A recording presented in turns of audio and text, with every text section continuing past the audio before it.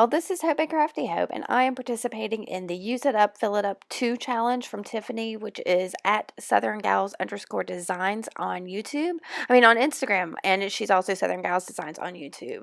Now, to start this, I'm using the inside of Christmas cards, but I am just gluing down some stamped random papers that I had with an Uhu glue stick, and then I'm taking a brayer and moving around some metallic green paint onto the card, and then I added a little bit of white metallic paint with a palette knife just to push back a little bit of that green because it seemed awful off-putting for some reason.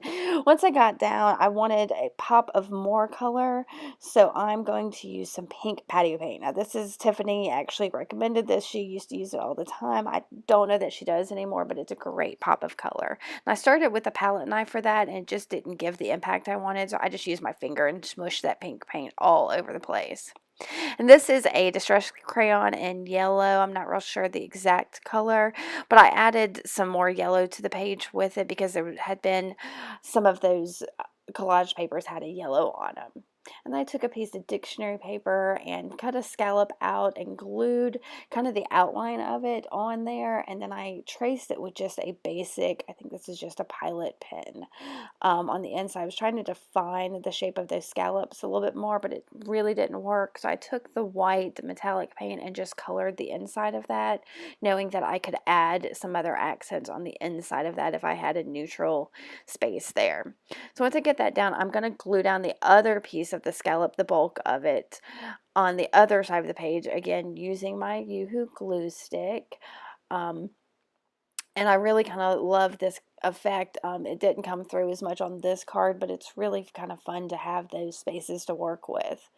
Now, to define the outside of that one, I used a charcoal pencil and just kind of smeared it on there and rubbed it. And then I'm going to take that, now that some of my paint is dry, and make some little dashes on the inside of those scallops so you can see them a little bit better. I had a little picture of a girl that I thought I was going to use, but she ended up just not working for this for me at all.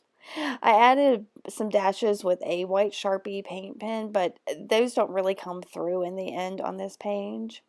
Those are Tim Holtz Chit Chat stickers. It's kind of a great standby to add a sentiment on a page, and I stuck that down on just a piece of scrap paper that was sitting there.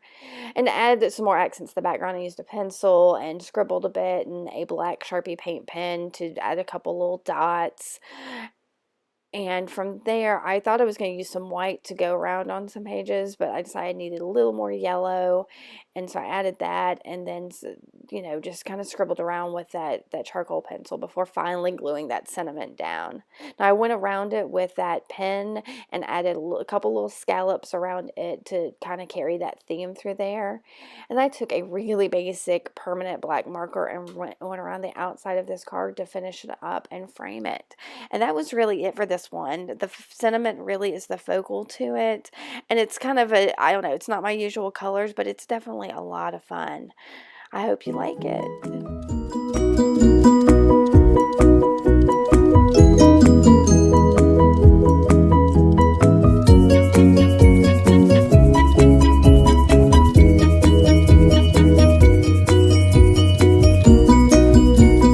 Now, for card number 8 in this series, I'm taking more of those stamped random pieces of ephemera and just gluing them down over the sentiment on the card because I didn't want that Christmas sentiment showing through, but I wanted to keep some white space on this, so I don't glue down I don't cover the whole card here with it.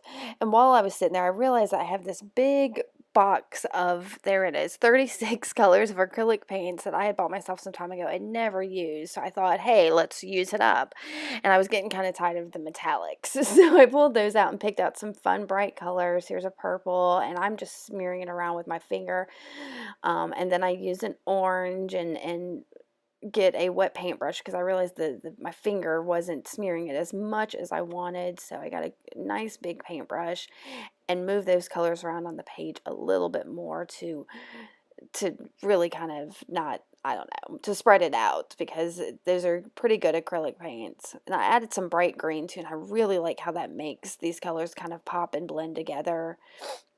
And once it's done, I have I realized I had a ton of magazine images I've cut out ages and ages and ages ago that are just sitting around. So I had this pair of eyes that I wanted to use. So to get the background going, I scribbled down with a Sharpie paint pen, seriously, just making some scribbly images, and used a white China marker to add a couple little dashes.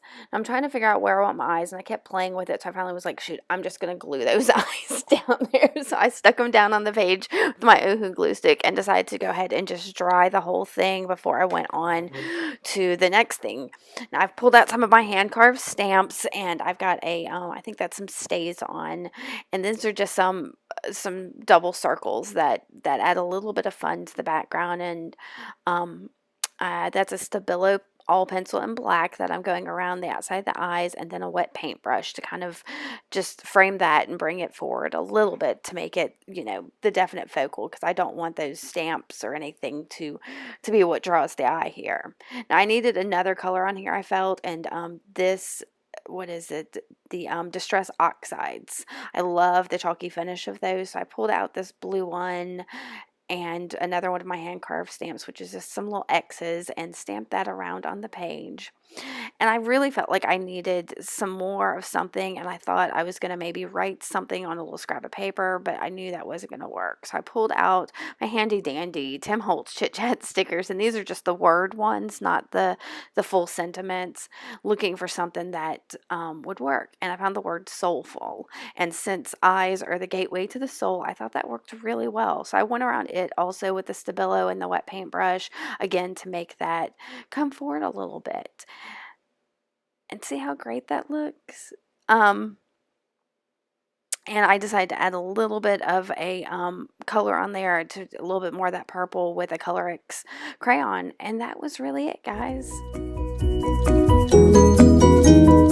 And here's card number 9 in this series, and I'm going with those stamped papers that I've got on hand and covering up that sentiment. Now this one was a bit larger, so I have to use a bit more paper for it.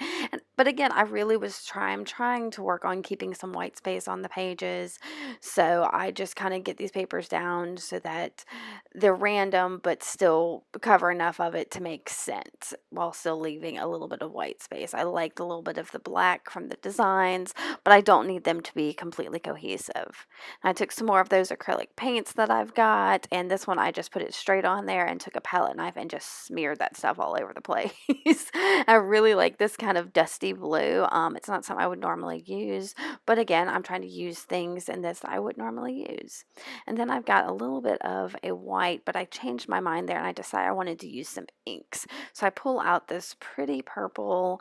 I'm gonna have to use some more of that I like. Oh wait, no, it was a pretty blue, and it didn't go. And then from there, I get this like purpley pink, and all of this I'm just smearing with the palette knife, getting it around on the page, letting some of the colors blend and mesh. And I really love how those colors came together.